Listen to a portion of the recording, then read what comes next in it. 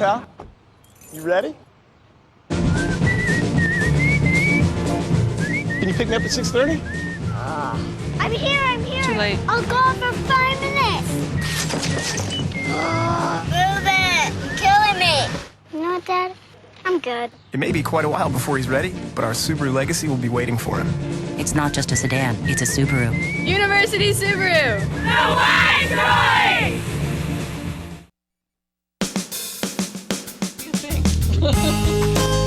Good morning and welcome to Radio Friends on Wednesday, December the 23rd. I have two very interesting ladies with me today. Let's start first of all with Jane Williams, Love Inc.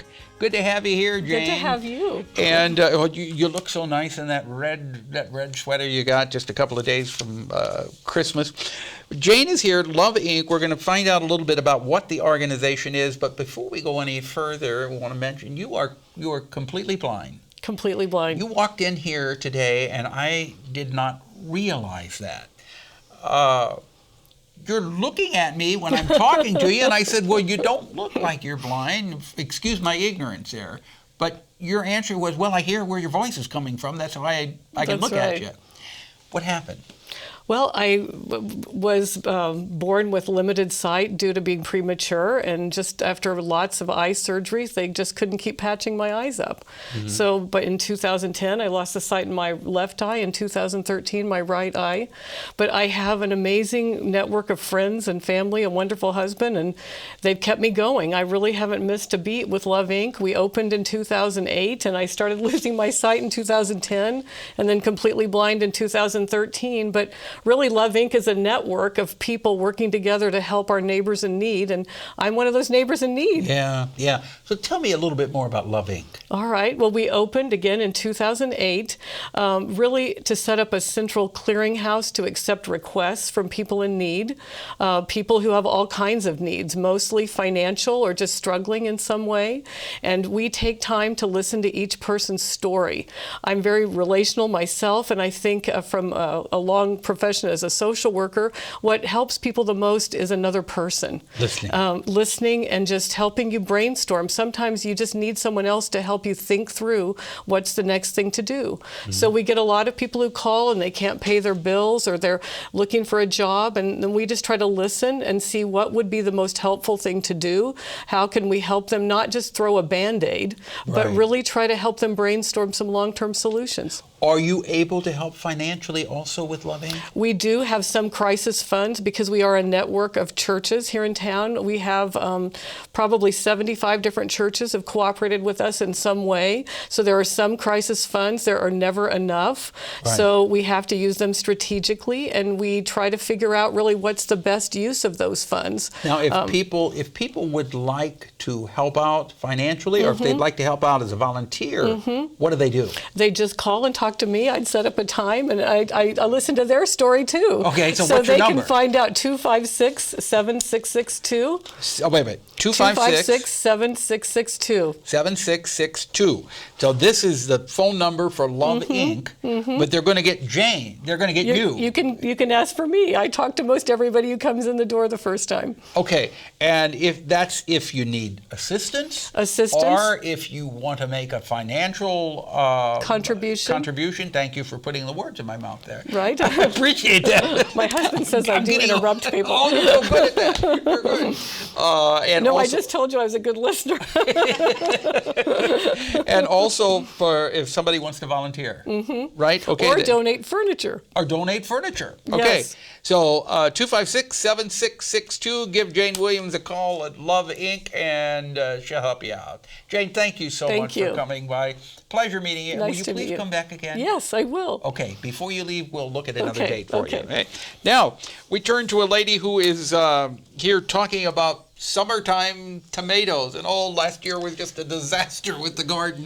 But we have Laura Flacks-Narrol. Yes. And you're representing the Ivan Tomato Rescue Project. Now, what are you trying to rescue here? Okay, we're trying to rescue the Ivan tomato. And what is the Ivan tomato? The Ivan tomato is a tomato that's been grown in this area for about 100 years by the Schoenberg family. We're down in the Ashland Bottoms. They had a nursery called Heartland Family Nursery, and they used to sell starts at the farmers market. Many people will remember Jerry used to always give you free plants. He had all the best gardening tips, and he loved what he did. He was a Vietnam vet with post-traumatic stress disorder, and working in his greenhouse really helped him heal and find his balance. Other people would come to the farm, and they would work on the farm and also find a balance. So it was a real healing place.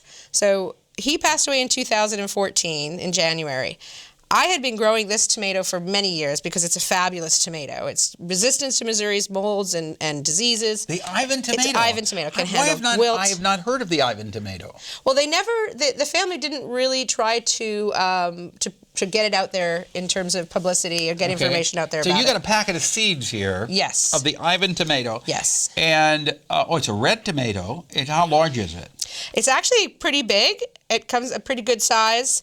You can slice it. I use it for canning, so it's very meaty. Does it make good bacon, lettuce, and tomato sandwiches? Definitely. Yeah. Yeah. And it's resistant to disease? It's resistant to disease, and it is an open pollinated heritage tomato, which means it'll grow the same tomato year after year. You can save your own seeds. You can be independent and sustainable with these tomatoes. Okay.